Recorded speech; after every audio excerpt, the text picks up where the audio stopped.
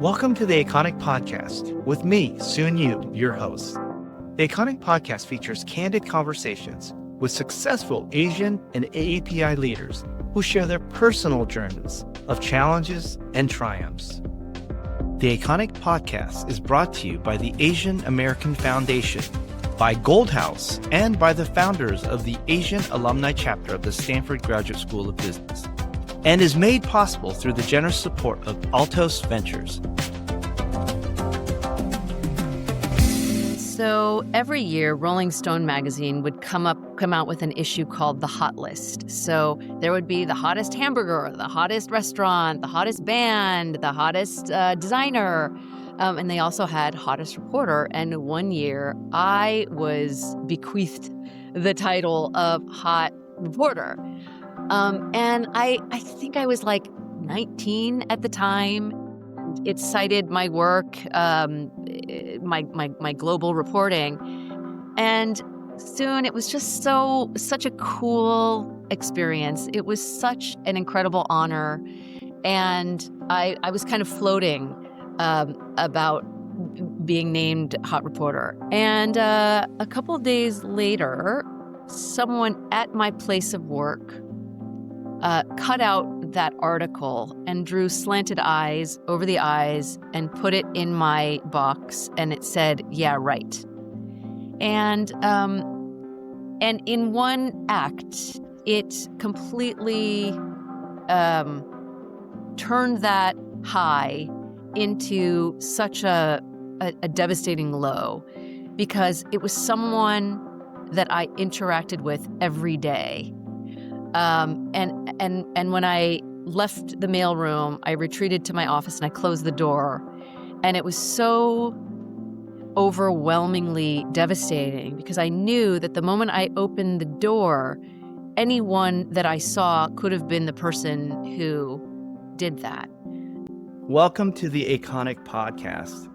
I am filled with gratitude today because of who we have to actually help celebrate AAPI Heritage Month. Lisa, you and I are recording this prior, but when we do launch this, it'll actually be the day TAF actually has their conference. So it'll coincide perfectly in terms of when they kick off their annual conference.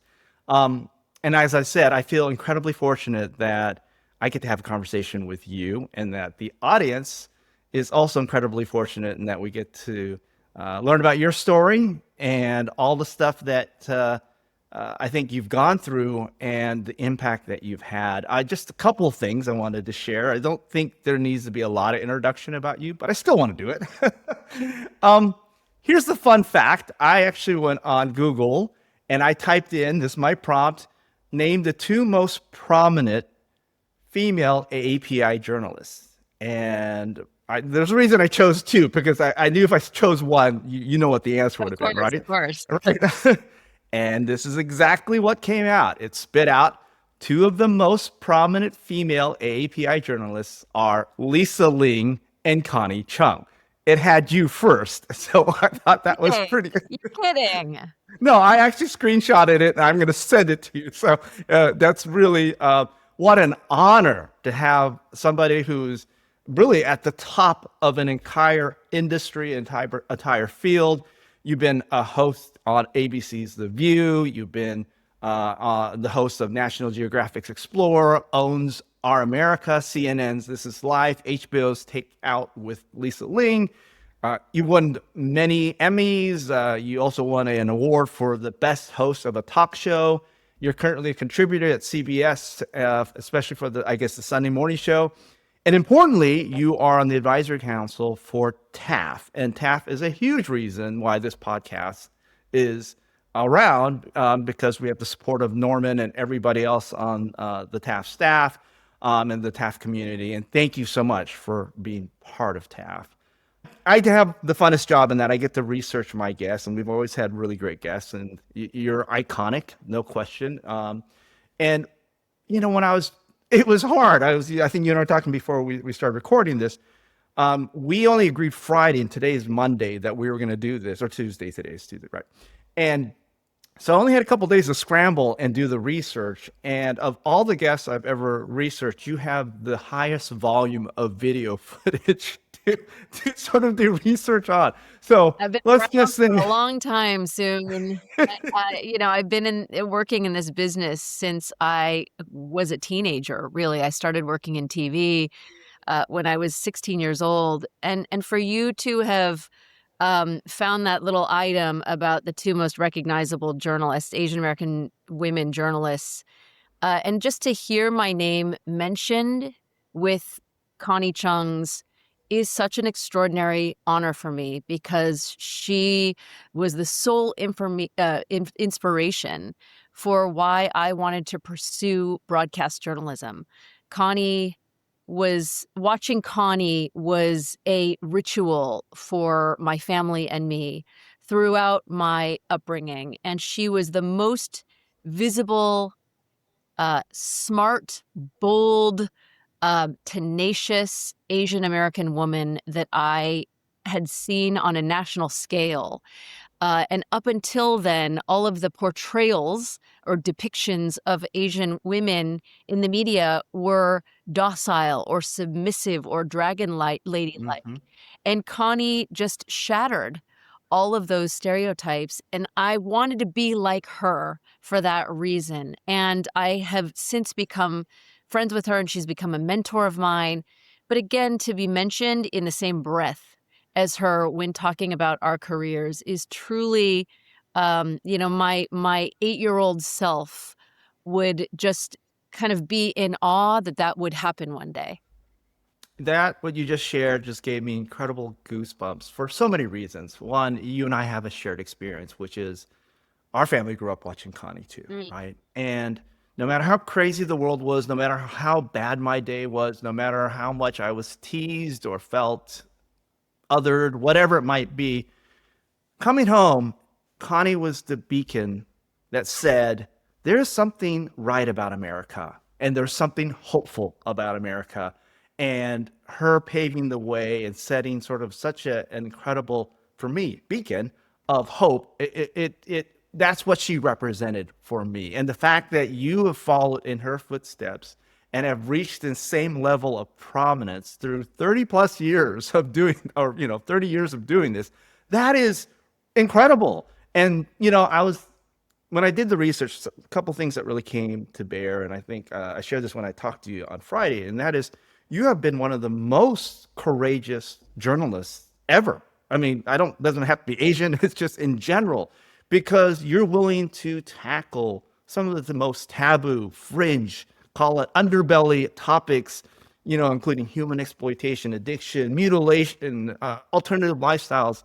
And what I love also is your courage extends to sharing about your own personal experiences and your own vulnerability as it relates to everything from being a sugar baby at one time to having to deal with mental health or sexism or even struggling with your own Asian identity. And most recently, I think you were on Drew and you were talking about menopause. And so this whole ability to tap into the tapestry, the mosaic of life, look at the fringes, look at what's not being seen or what's invisible. Um, and you talk about yourself as a diehard feminist. And I think obviously that's absolutely true. I think the diehard, there's no question. But I think you're more than that. I think you're a diehard empath who's a humanist. And I feel like you give voices to those who are often invisible and marginalized. And it doesn't have to be, it's not gender specific.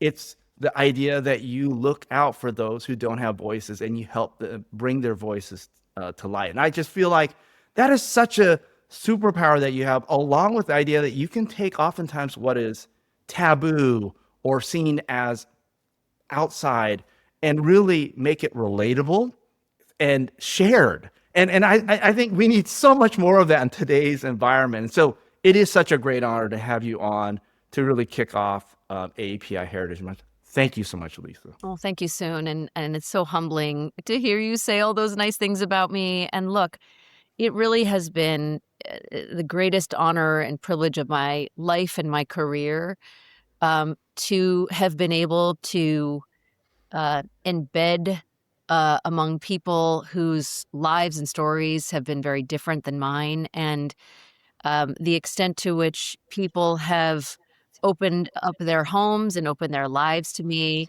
has just been just an incredible honor, really. And I think so much of the reason why people have come to trust me over the years, I think stems from the fact that growing up in America when I did, and not seeing other people who look like me in my community, Hmm. even though I had a lot of friends, I was a fairly popular kid, I always felt different. And I was reminded of those differences every single day of my youth. I was teased every single day of my middle school and most of my high school. And it wasn't the kids who would tease me, it wasn't malicious. Hmm. These were my friends, but because I was different, it was easy for them to call me Lisa Ring, or Mm. to, there was just this collection of terms that were ready-made to use for me because I didn't look like everyone else. And I so vividly remember those feelings, and I would often just laugh it off, but it would kill me inside because when you are in that formative period in your life, you just don't want anything to remind people of your differences. I have a 12-year-old daughter right now, and I see how hyper sensitive she is to what people are saying about her or what she thinks people are thinking about her. Well, that was me when I was in middle school. And again, just being constantly reminded that I wasn't like everyone else, I think has allowed me as an adult to empathize with people who've also felt marginalized or outside of the sort of periphery of normalcy. And so I have been able to be welcomed into the lives of so many, I think, because we have a shared experience and people know that when they sit down with me, I'm going to let them speak and I'm not going to judge them. I'm going and often soon I find that people, when they've shared their deepest hearts with me and their stories with me, I feel this immense responsibility to tell their stories as responsibly as possible because of what they shared with me. And those people and I are forever bonded because of what was shared, the depth of the personal stories that people have shared with me. I think that point shouldn't be lost in your ability to connect with people. There are journalists out there who take somewhat of a different tact. I'm not saying all of them do this, but there is the ability to be, you can exploit a situation, an interview, for news headlines, for making it more sensational. You quite often do quite the opposite. I think you're very tenacious in that you go out and find these voices that are hard to find. But then I think people start opening up to you because they don't feel judged, which is so important. And I feel your empathy. I feel like in many ways, as you narrate, you are them, right? You are actually in their shoes and telling their stories and giving us a glimpse of the circumstances that then lead to certain feelings or certain attitudes, and giving us a sense of why might somebody think so different than me and yet be so similar to me if I was put in that same circumstance or situation. And you've made people who were gang members seem human. You made somebody, I think, who was started a website called Seeking Arrangement seem kind of logical. And it was, and it's like, that is an incredible gift and skill that you brought. And I think partly you're talking about your childhood. I do think that's a great place to start because I'm in Davis, California right now, which is where I grew up, which is not too far from where you grew up. You grew up in Carmichael, California. I think we're about 30 minutes away from each other or something like that when we were growing up. And when I remember Carmichael, and it still is probably, it was more white and affluent when I was growing up. It was near Sunrise Mall and above Arden Mall. So I was thinking about things in terms of the malls, right? Yeah. Yep. and and you didn't grow up white, and I don't think you grew up that affluent. So can you talk about the experience of growing up in a predominantly white, affluent neighborhood, and you being not only not white, but just not affluent? How did that sort of impact, I guess, you? Um, so I'll tell you how my family ended up in Carmichael, California. So my grandparents immigrated to the United States in 1949. And my grandfather, however, had gone to school in the United States in the 1920s. He attended the University of Colorado and NYU, Hmm. got his MBA from NYU. And this was at a time when there were very, very few Chinese at American universities. And so my grandfather spoke perfect American English. My grandmother was the daughter of a missionary and studied music at Cambridge in England. And so she spoke perfect British English. So when they came to this country, they had a really, really hard time.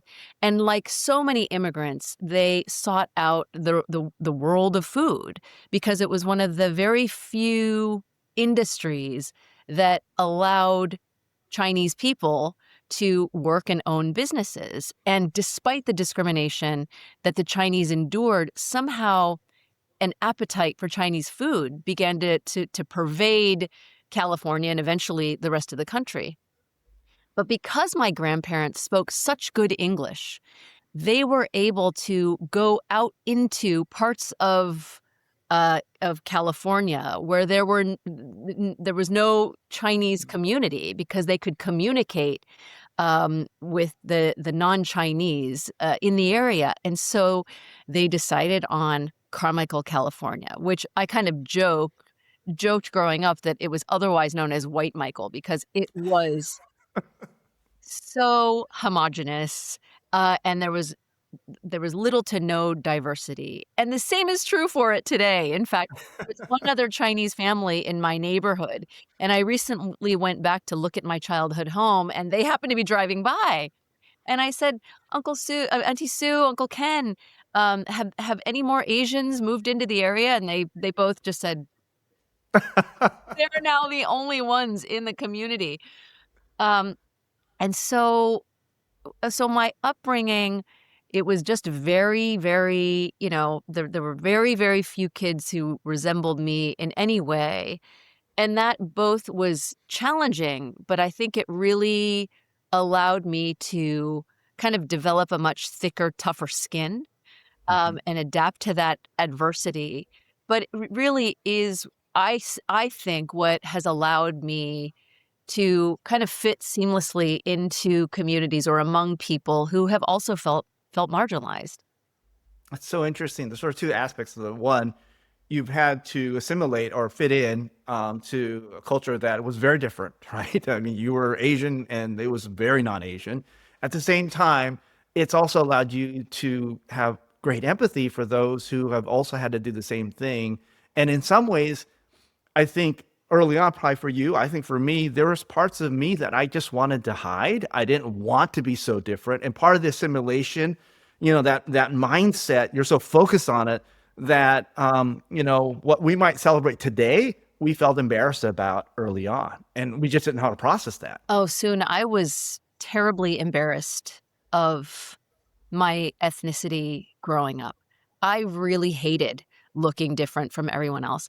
And it's really interesting because my grandparents, they were always so proud of their background, despite the hardships that they endured. And again, they were both very educated people, uh, and and and neither of them even knew how to cook when they moved to They opened a restaurant, they didn't know how to No, cook. they really didn't. They brought in Chinese cooks, and my grandmother would work in the kitchen alongside them, and often they would, quit and seek jobs elsewhere. I mean, it was really hard for these Chinese cooks to kind of survive in Carmichael. So Mm. there was kind of this revolving door, and my grandmother would just work in the kitchen alongside them, and she learned how to cook from them. And after a number of cooks left, she ended up working in the kitchen, and that woman, Wow. she carried her family on her back, and she toiled away in that restaurant, and she didn't want my grandfather to ever have to um, stoop to that level almost, because he had gotten his MBA, and she didn't want him. He was such a proud man that she wanted to do kind of the dirty work. And so he worked the front of the house. And there were times when people would come in, and the restaurant was called Hop Sing Eat Shop. And they would say things to him like, Hop Sing, chop, chop, or speak to him in a, broken, with broken English, even though he spoke such perfect English. And so my grandmother was really kind of the driving force behind my family's American experience. And my grandmother, she came to America and her name was Elsie. That was the name that she grew up being called because she went to school in England. But when she got her U.S. citizenship, on her, she listed her name as Lisa Ling, which is her Chinese name, because she wanted to retain that aspect of her culture. And as a kid, as I said, that I was always really embarrassed of being so different. My grandmother would specifically, whenever I had friends over, speak to me in the loudest Cantonese, even though she spoke perfect British English. Uh, Sometimes to talk about, my friends, like she would tell my friends that, or tell me that I had to tell my friends to leave, or, or talk about them. But God, it was so embarrassing. But what I would do soon to have her, to be able to thank her for the sacrifices that she made for me and for my family, and for those who she helped in this country. Wow. I mean, this our stories all start much further back than just us, right? And how much our parents and their parents and generations before sacrificed. And I did see an ancestry video that ancestry, and we obviously are very fond of ancestry because Yeah. of Deb Lou, um, did on your family, and it was really incredible about your grandma taking your father and I guess his sister barefoot, basically fleeing Hong Kong during, I think it was some civil strife, and coming to America. And what a strong, incredible woman, educated at Cambridge. I mean, of all things, toiling behind the kitchen. I mean, Yeah. what incredible stories. It's so funny. I had an opportunity to also work retail. This is actually after I'd gotten an MBA also. And I was trying to learn retail. So I worked at Crate and Barrel for a whole year, making $5 an hour. And I remember people coming in. I was already 30 something, and my English isn't that bad, right? But I remember them saying, "We'd like a duvet." That's Duvet. I'm like, Mhm. okay, I will go find a duvet. So, but I mean, that demeaning, that sort of assumption, the bias, oh boy, is front and center. And that was only 23 years ago. So it's not that long ago, right? Yeah, I mean the microaggressions that so many of us of that generation had to endure, is hard to think about. But it's sadly, um, it's continuing again. I mean, certainly after COVID, that wave of anti-Asian sentiment that pervaded this country and the world became so palpable for all of us. And again, just another reminder of the fact that no matter whether we were born in this country or not, there will be a segment of this population that will always consider us to be an outsider and to not be from here because we don't look like what an American is supposed to look like. Yeah, and I think a lot of that led to scapegoating us during COVID, and a lot of the incredibly heinous things that happened. And thank goodness for TAP. Thank goodness that Absolutely. TAP has been brought together. Thank you for being such a important contributor. I know Norm introduced us, and so I'm very grateful Well, for and TAPers. it's a reminder of how hyper vigilant we need to continue to be, especially now as tensions between the US and China escalate. We have to be prepared that there could be a backlash, and we could be on the receiving end of some vitriol and hate because of what we look like, because of our ethnic background, even though we are as American as anyone else. It's such an important reminder, Lisa, that we cannot be complacent and we cannot rest on what has been accomplished. We have to continually move forward and push forward.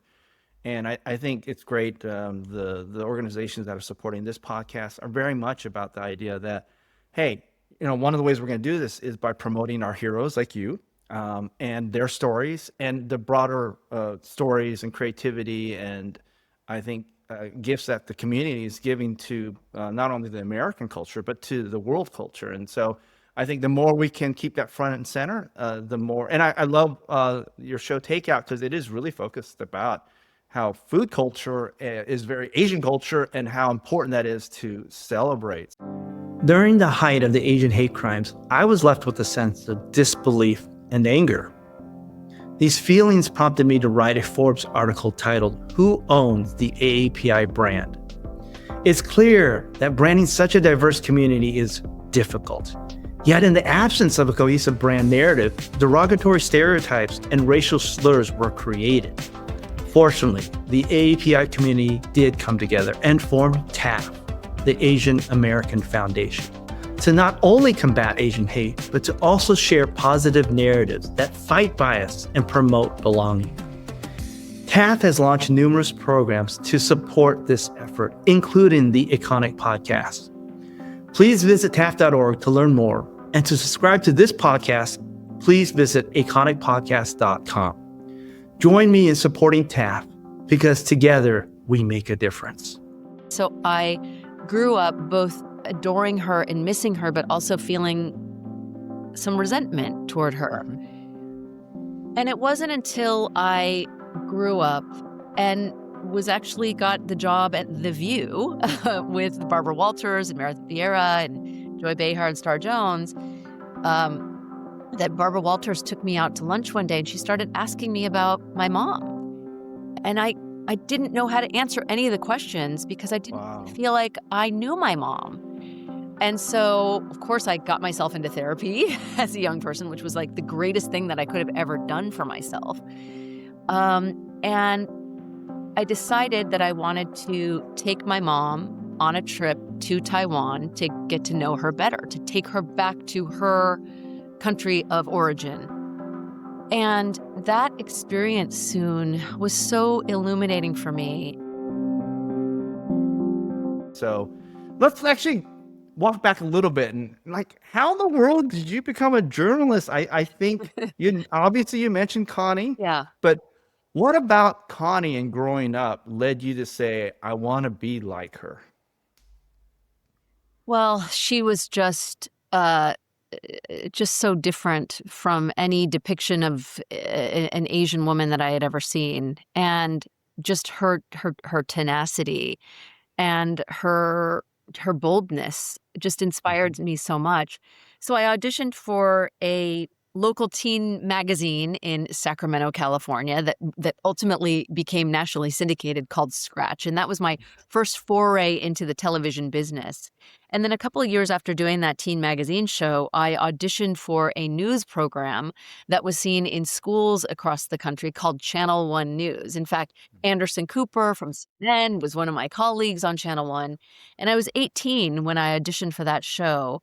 And it was seen, that show sent me all over the world to report stories. And so I had traveled to every continent by the time I left the show 7 years later, and went to The View. I had covered stories about the civil war in Afghanistan. I had covered stories about the Russian referendum elections, about the democracy movements in China and throughout the Islamic Republic of Iran.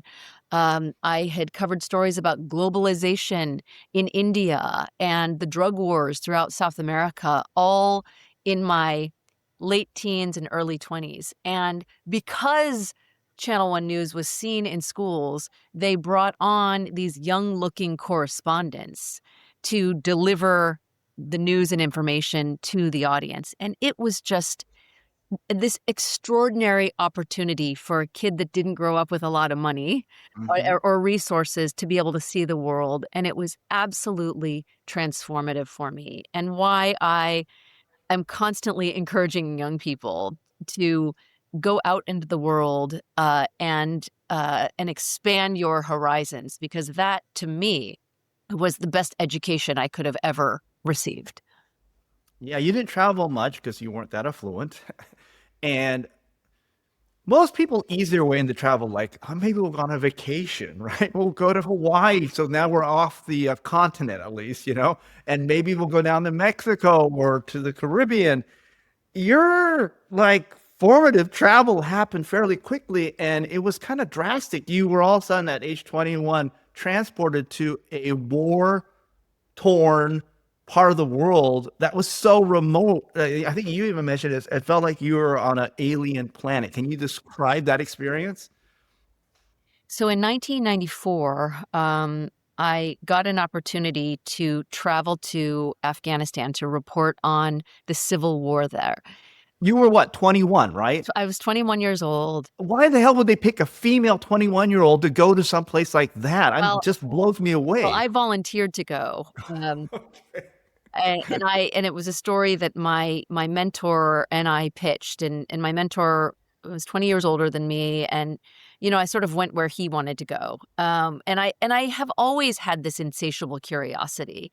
And the truth of the matter is that I've always had an insatiable curiosity. And when I was young, I just wanted to leave my comfort zone, and I felt the most alive when I was kind of thrust into a situation that was unfamiliar to me. My senses were heightened, and I was just Mm. so acutely aware of everything that was happening around me. And very early on, someone said to me, "You should try to remember every day that you're alive."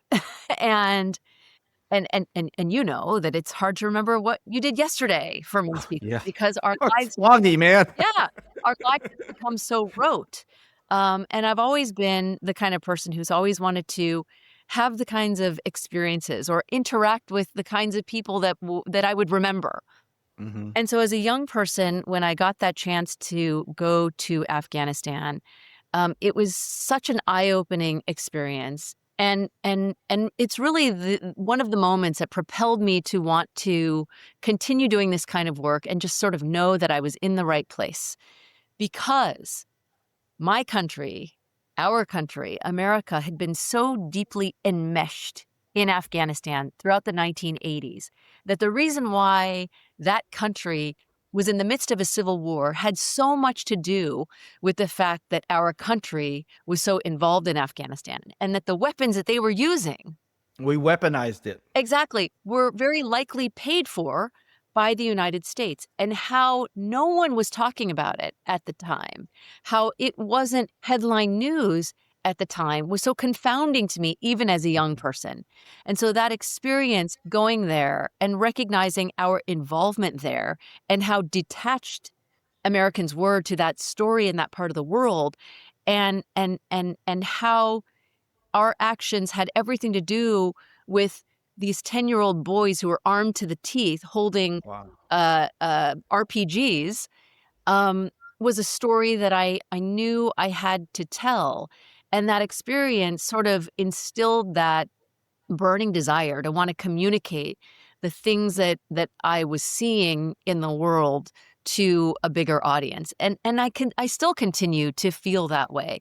I may not travel as far and venture into areas or environments that are as contentious, but in the work that I do today for CBS, I often find myself in communities or among people who are, again, so different than me. And I have felt on numerous occasions like I was in another country because the worlds were so different. But but but it's so, I think, vital for us to be aware of human stories, especially as we become more disconnected, as humans become more disconnected from each other. It becomes so easy to judge, and so easy to remain isolated, and so easy to allow our algorithms to push us in certain directions. When the need for human connection and knowledge of one another has never been more important than today. Wow. So already I'm getting two distinct themes that have allowed you to develop these superpowers. One is this insatiable curiosity. I mean, what a great profession to have insatiable curiosity. It's almost an incredible requirement. I think the second element, obviously, is this ability to feel marginalized or other or different and being able to use that as great empathy. And then I think really the idea of wanting to do something with those two, call it traits, in terms of helping us bridge really through shared experiences, right? Because I think I think we both have felt growing up how it feels to be marginalized, and how those who are visible or feeling marginalized want to, if most anything, it's a human need of belonging and connection, right? And really fully understanding that growing up. And we all fall into that trap. And I think that this culture, this political environment that we're living in, the directions in which our algorithms are pushing us, has almost made all of us, retreat even more. Yeah. Not long ago, I was driving through Utah with my family, and there was a Caucasian man who just kept staring at us. And in my mind, I just went to, okay, this guy, and then there are no other Asians around. This guy, I hope they don't say something racial to us. I mean, this was, I don't know. I just, like, all these thoughts started running through my head. And at a certain point, he came up to me and he said, "Miss Ling, I just want to tell you that your work has had such a profound impact on me." Wow. I just went like, God, I can't believe I did that. I just immediately judged this guy because of what he looked like, which is what I've always resented about how, people might react to people who look like me. And so it's so easy to fall into that trap, and we actually have to fight ourselves to take the time to know one another. Years ago, I was working on a story in a school in downtown LA. It was a charter school, and it was a school that encouraged group projects. And it was a really unique experience because for freshmen coming in, they would obligate every freshman to write an essay about something really challenging in their lives that people don't know about. And, this is downtown LA. So many of the students who populated the school had gone through some pretty challenging experiences. And what they would do is they would put together all of the essays into a book and require the entire freshman class to read it at the beginning of the school. Wow. And what that did, I thought, was just, I wish we could engage in a similar kind of exercise, because that allowed these students to get to know each other at a level that was so beneath the surface, Mm-hmm. and to see the humanity in one another rather than continuing to look at each other on a surface level. And I just thought that, what an extraordinary gift that those kids are receiving in allowing each other to kind of get to know one another. And I wish we could do that today. I wish we could all do that. When you were sharing that story, what it really came to mind for me is, do you realize the incredible book that you've created?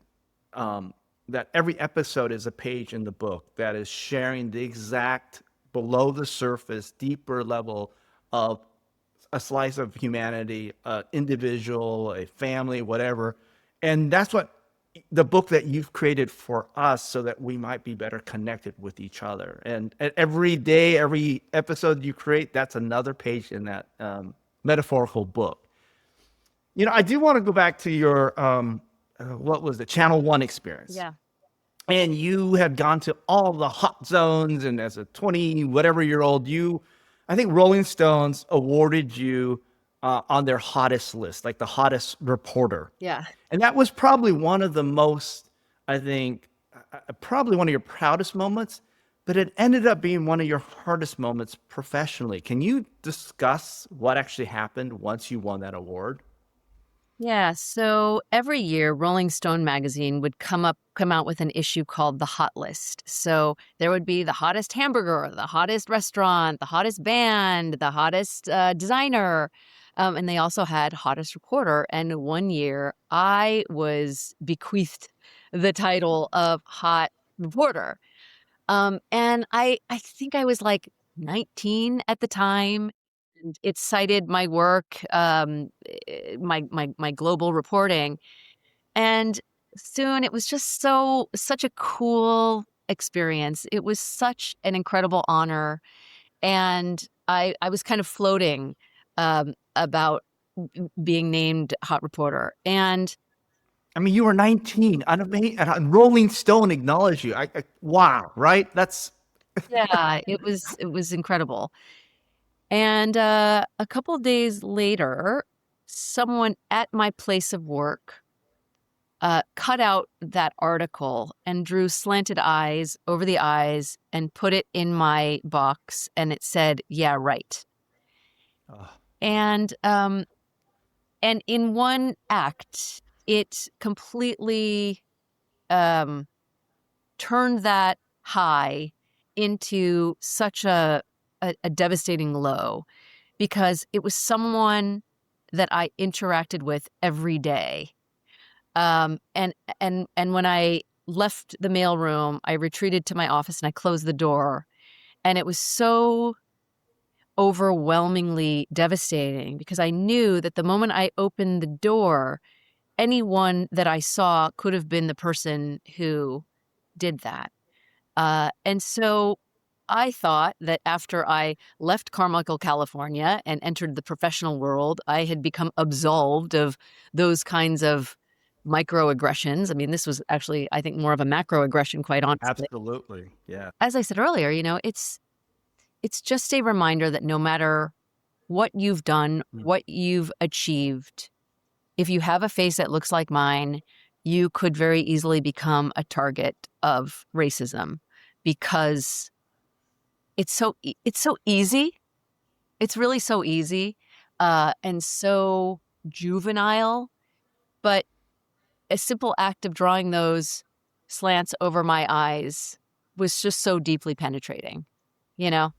Um, so yeah, it was a pretty disorienting experience. Yeah, I was thinking about it. If that had happened, especially at age 19, it was also kind of a loss of what I call professional innocence. Like you're just awoken to the idea that you're in a tough profession and there are going to be people out there who, for whatever reason, are either jealous or they'll never understand or be able to celebrate and appreciate, with you. And it only takes one, but it can basically sour the entire called apple crate, right? And that's unfortunately what happens so early for you.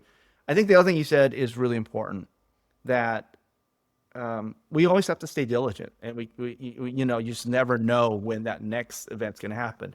But also what you said earlier, if we come in armed, always thinking and jaded, and always thinking that something bad's going to happen, somebody's going to stare at you, and you're going to think the wrong thoughts. On the other side of this, somebody is thinking, "Wow, that's one of my idols, and she actually has really helped me." So this balance, right, of not succumbing to your lowest common denominator fears and trying to remind yourself of your higher denominator or whatever Yeah. numerator shared experiences. I know that's what you were trying to do with your work, but it is, I think, a continual challenge. Yeah, it certainly is. But it's also one of the reasons why I think it's important to share these kinds of stories. I know that when others have shared their stories of adversity, it has helped me feel less Mhm. alone. And if my story helps people feel less alone, then I'm happy to share it. And I think it's really important, especially in our community, that we find solace in each other's stories. So yeah, as painful as it is, I have felt um, somewhat reconciled in sharing and having people in the community resonate and feel like they can also share those kinds of stories as well with each other. While we're on the topic of difficult stories, I'm not going to fill the episode with this, but there is one other one I think is really important that a lot of other people can understand. I admittedly have had a difficult relationship with my father. I've always felt very judged, no matter what I did, no matter what I accomplished, and he passed away last year, and it was tough. It was definitely tough. You had a situation with your mother that could you kind of share with us your experience and how you've become much closer with her? Yeah. So um, I didn't grow up with my mother. She and my father divorced when I was 7. And because we were very comfortable in our community, we had our friends. My grandmother was there with us. She didn't want to uproot us and move to Los Angeles. And frankly, we didn't want to be uprooted and move to Los Angeles. And so she was still a very active part of our lives. We talked on the phone every day, and she came back to Sacramento or back to Carmichael once or twice a month. Um, she wasn't there day to day. And, my father became very bitter about that, would often say some disparaging things about her. And so I grew up both adoring her and missing her, but also feeling some resentment toward her. Mhm. And it wasn't until I grew up and was actually got the job at The View with Barbara Walters and Meredith Vieira and Joy Behar and Star Jones, um, that Barbara Walters took me out to lunch one day and she started asking me about my mom. And I didn't know how to answer any of the questions because I didn't Wow. feel like I knew my mom.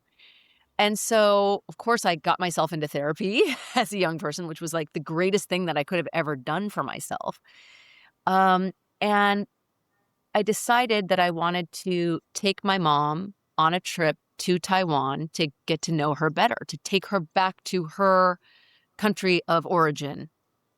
And that experience soon was so illuminating for me. And, I learned about, the astronomical hardships that she had to endure as a girl. Uh, and and that and she confided in me how hard it was to live with my father. I mean, they had kind of an arranged marriage. My father, because he came to the United States when he was 11, he was very Americanized and was dating white girls. And my grandmother was not a fan of that. And so my mother's mother came into their restaurant one day and said that she had this daughter who had just come to the United States from Taiwan, and she brought her in. And the moment my father saw her, he was smitten because she was so beautiful, but they could barely communicate because he spoke Cantonese, she spoke Taiwanese and Mandarin, barely any English, but somehow ended up getting married. And they had such a tumultuous Mhm. relationship. I mean, they stayed together for 10 years, but it was just tumultuous. And, I adore my dad. He was my first love. But quite honestly, I don't think I could be married to my dad. And so when I think about my mother, who was new to this country in a marriage that she was so unhappy in, I not only forgave her, but I really began to respect her so much. And today, there is no one that I am closer to than my mom. I mean, she is the most selfless mother, and I'm so grateful that I undertook that exercise to really get to know her. And I think that that is the case for so many children of immigrants.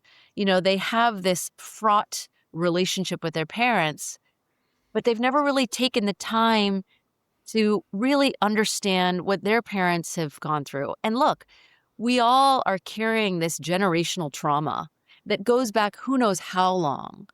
And it's extraordinary what can happen when you unearth that and have conversations about it. How much you can set yourself at ease or even overcome some of the the sort of psychological detriments that you have had in your own life because of something that you weren't even able to identify that you were carrying intergenerationally. And so that exercise of taking my mom really put us on this path to develop our relationship, to know one another even more. And that's inspired my sister and me to even want to write a book that is based on my mother's experience, and her fraught relationship with her parents, particularly her father. Um, and I so strongly encourage all of us children of immigrants to take that time to really understand the background of our parents and even of our grandparents if we are able to. Wow. I have to pause because this last weekend I was in New York and I got to spend some time with my godparents. Both my parents have passed, and just spending time with them and having them recount stories of them growing up with my parents and the nicknames they gave each other and why.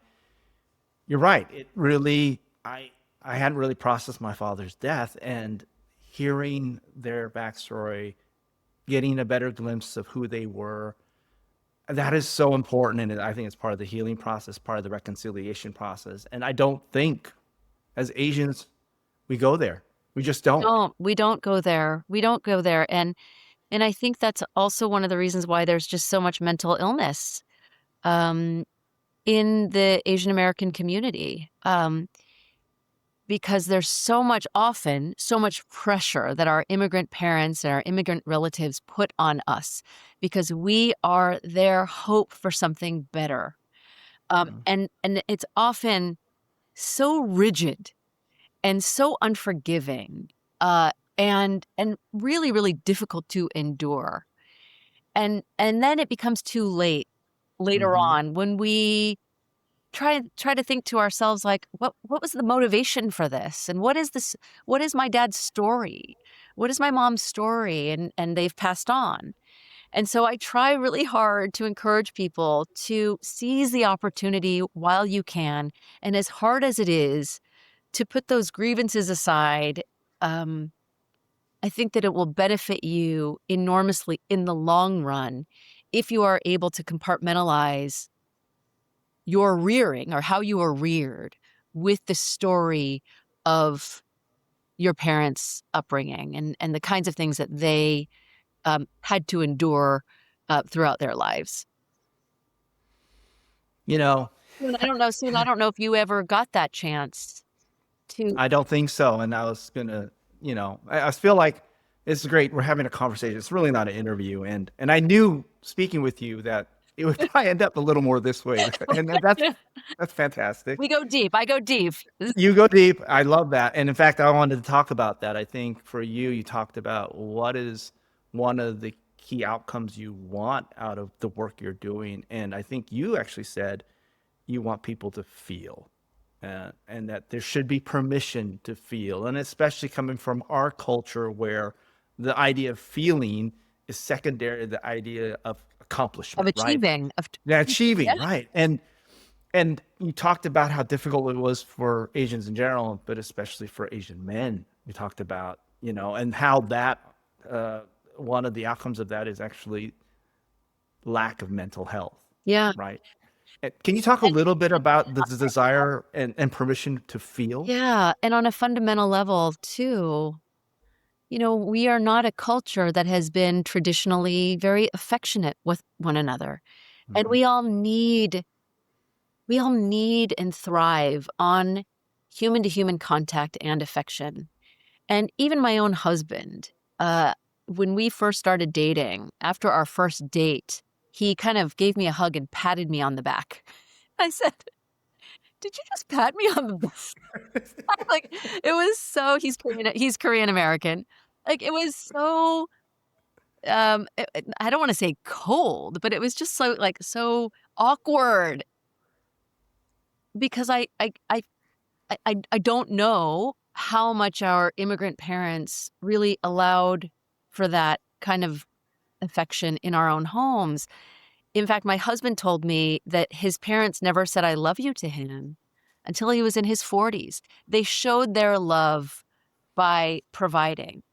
But we all know how much we really need that. Affirmation. Yes. Absolutely. Yeah. And that's the one thing I have to say about my father. I mean, he had his issues, believe me. And again, like as I said, I could never imagine being married to him, which is why I empathize with my mother, who just couldn't continue on in the marriage. But my father was always very affectionate with my sister and me.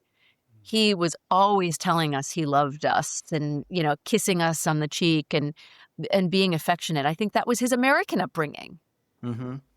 But for those who immigrated to this country much later, I think that was just something that has just never been inculcated into them. I remember I was doing an interview with the Fung brothers. They had they had a podcast as well, and I just started running my hands through their hair because I was talking about this like need for affection, and I just was like kind of caressing them and like, doesn't that feel good? Like, has anyone ever done that to you? Like, I wish soon that I could do that for you. And just Okay, I'm bald, but go for it. I'm bald.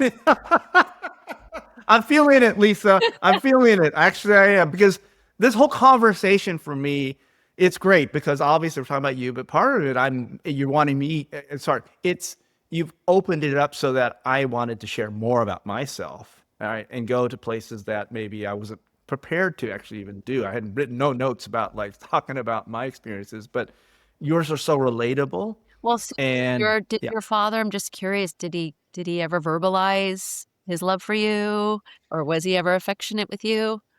so it's really funny. I graduated from college, and I remember the graduation lunch we had at a Chinese restaurant, of course, right? And no, prior to that, he had done nothing, and I just said, well, maybe it's my turn to take an initiative. So I actually came up to him, hugged him, and said, "Dad, I love you."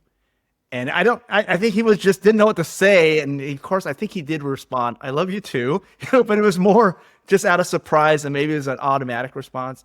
I think that did open the opportunity for us to show more affection. But I think as Soon you he got, because you realize that no one probably did that for him. maybe Nope. no, actually, that is actually very fair. I met my grandfather, and I would say that is probably a fair assessment. And he was the youngest of six, the only one to go to college.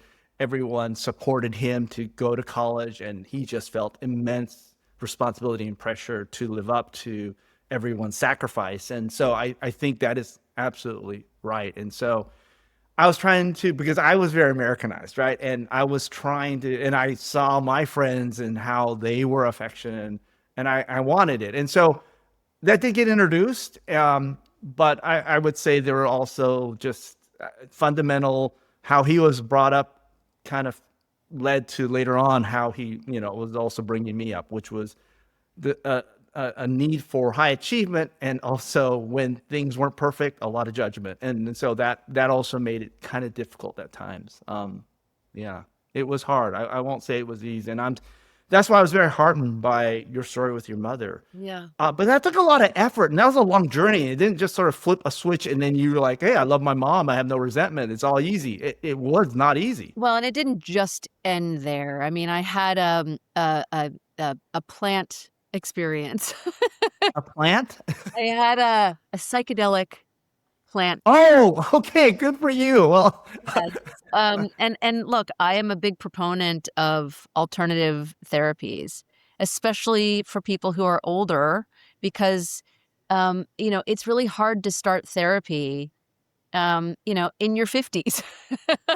um, because it's, we're talking about a lifetime of habits and things that you are trying to work through and overcome, and sometimes those impenetrable walls. My husband, who is in his late 50s, says that he wished that he had found the plants, a lot earlier, like in his 30s, because then he would not have wasted all this time existing in this sort of like cold space, for lack of a better term. Are you ready to be part of a community that amplifies the voices of Asian leaders in business, government, and the arts? The founders of this podcast are members of the Asian Alumni Chapter of the Stanford Graduate School of Business, whose mission is to empower Asian and AAPI voices in our community. By subscribing to this podcast, you'll stay up to date on the latest Aconic episodes, and importantly, gain exclusive invitations to select Stanford Asian alumni events that can provide useful insights and a powerful network to help you on your personal and professional journeys. Go to aconicpodcast.com and subscribe today. Join us and be a part of a community that's shaping the future of Asian leadership.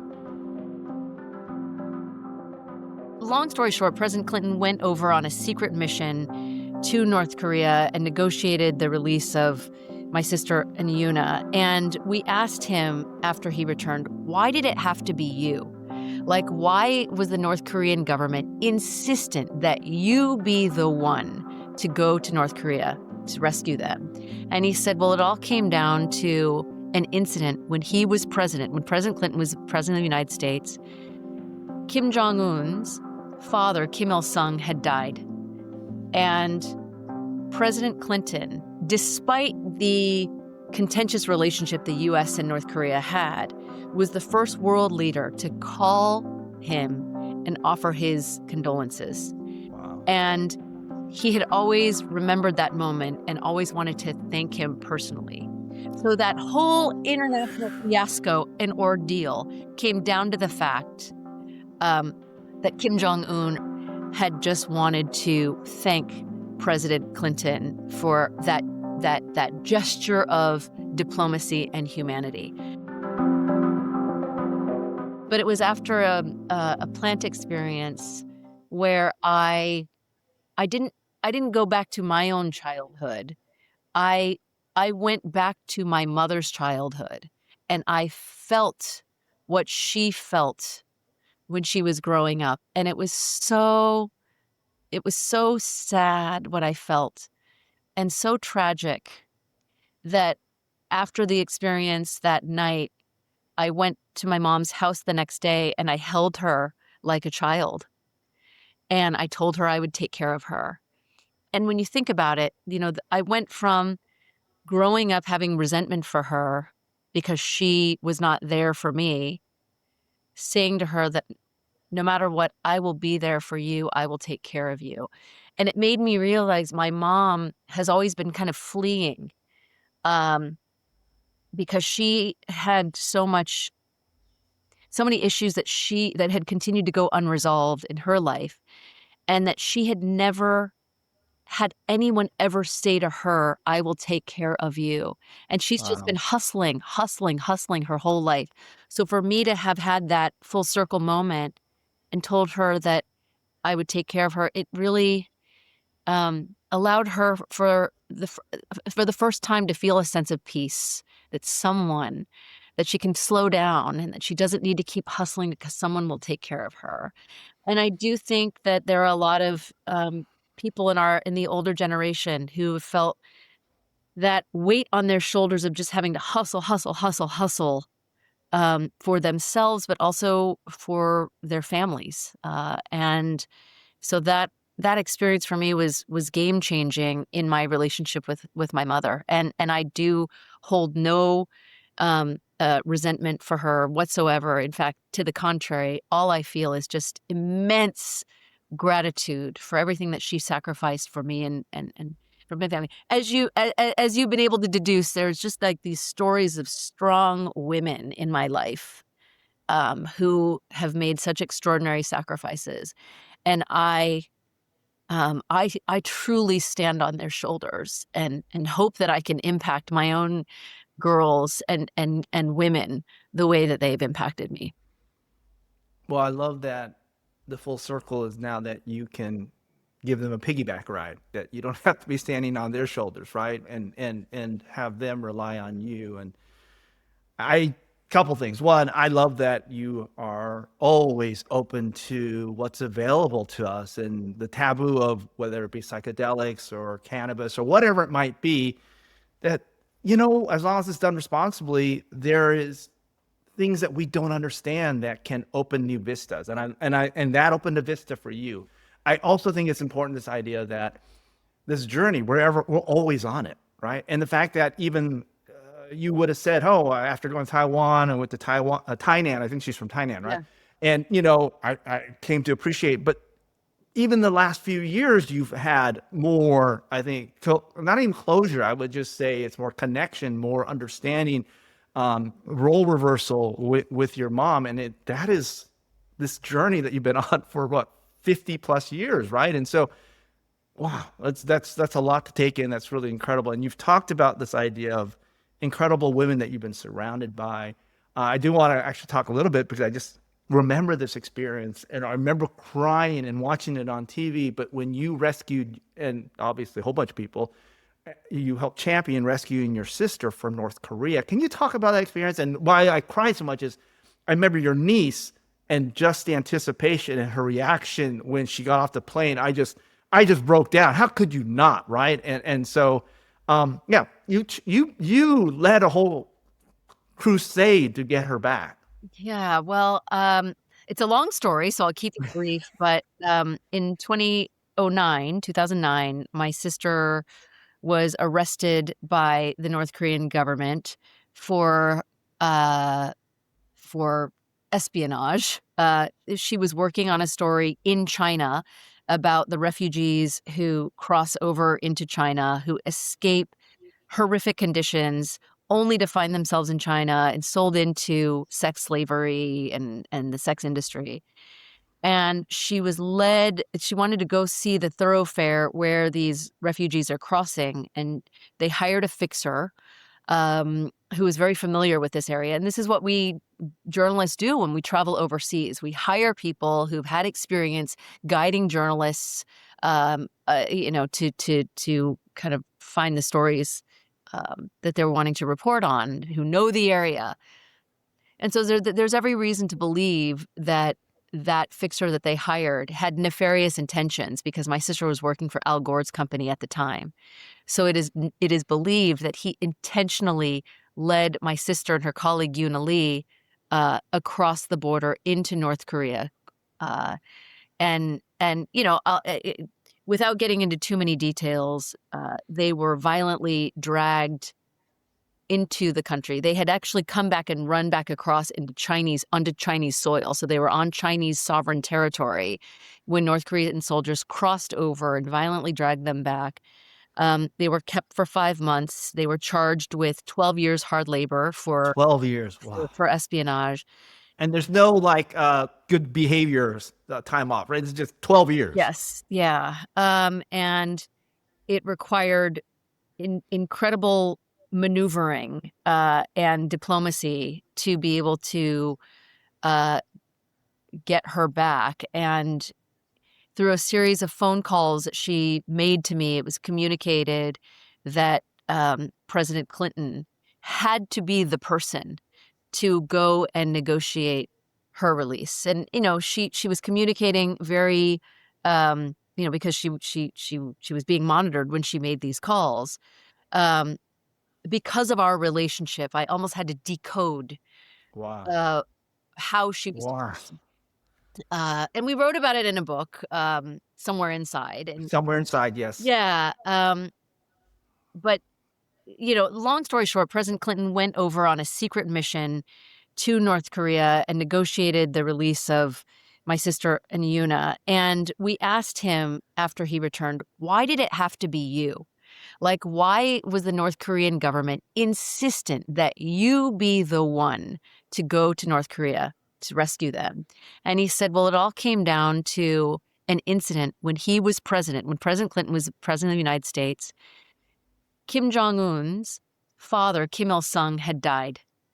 And President Clinton, despite the contentious relationship the U.S. and North Korea had, was the first world leader to call him and offer his condolences. Wow. And he had always remembered that moment and always wanted to thank him personally. So that whole international fiasco and ordeal came down to the fact that Kim Jong-un had just wanted to thank President Clinton for that gesture of diplomacy and humanity. So again, it's interesting to sort of conclude or come to conclude at this moment of our shared humanity, expressing a heartfelt condolences to him for his father's death. I find that incredibly, we've demonized him, right? And yet you've just shared a story that humanizes him. And that is your superpower, Lisa, is to take what people want to demonize and have us recognize there is a little bit of us in everybody. And that should give us hope to connect with everybody. I actually would like to close with this one thought. You're incredible about providing that connection and having us feel shared experiences. What advice would you give our community, the AAPI community, as we think about celebrating Heritage Month, as we're facing sort of all these changes and upheavals in the way we communicate, the way we connect, the way we tell stories, and the fact that honestly people are more distracted and have less time, and yet to really get to know and understand and have empathy, it does take time. Yeah. I don't know if I would characterize this as advice per se, but I would just tell people in the community just to not ever feel like they are alone. Mm-hmm. Invariably, we will go through things that make us feel very isolated and alone, but it's so important to talk about those things, find confidants and find people in your life with whom you can share and get things off your chest. Because I think that the more that we hold things in, the more that it festers inside of us. And those are the things that will make us sick. And so finding a community outside of the digital space, human beings with whom to share and confide in and to be affectionate with, I think that there's tremendous value in human-to-human contact and seeking that out, especially during periods where you might feel alone. We are not alone. And Lisa, you've made being together so much more, I think, important, meaningful, and empathetic. And I thank you for that. And I thank you for taking the time today just to share your stories, to have us both, I think, sharing your experiences, but I think to relive some of our experiences and to forecast what new experiences that we need to have with our parents, with our kids, with those in our community. Thank you, Lisa, for being on the podcast. And thank you again for everything you've done. And as one of the two most prominent API female journalists, we are so grateful to have you on Aconic. Thank you so much, Soon. And I can't wait for the chance to give you a warm hug in person one day. And a little head scratch. Massage. I look forward to that. I can't wait to give you a big hug, Lisa. Thank you so much. Thank you, my friend. Listen to all episodes of Aconic on aconicpodcast.com. You can also catch new episodes on Apple, Spotify, or wherever you get your podcasts.